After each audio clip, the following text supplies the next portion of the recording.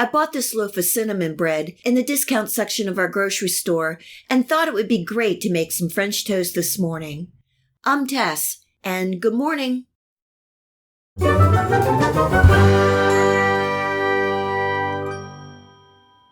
French toast is a definite comfort food, and you can use any leftover bread. Using this cinnamon bread is going to be perfect because it already has all the flavor inside.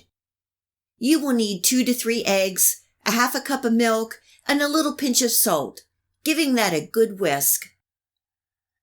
I cut the slices of bread about 3/4 of an inch thick. You want them thick enough so they hold together, but not too thick as you want them to cook all the way through.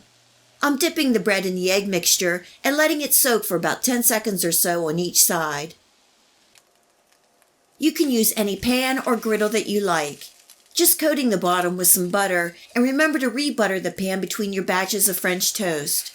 I have an electric stove, and I'm keeping my heat on a low-medium, and that is between a 4 and a 5. As the French toast is cooking, I will be adjusting the heat as needed. It only takes about 2 to 3 minutes per side.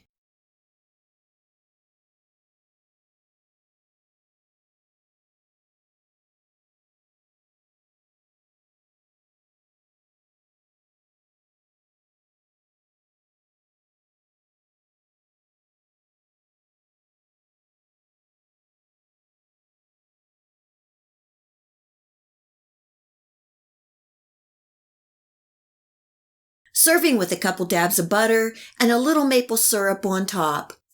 You can top with whatever you like. I also have a basic French toast recipe video on my channel. If you haven't already seen it, I will leave a link here for you to view. This is a great way to use leftover bread, and I hope you give this cinnamon bread French toast a try and enjoy.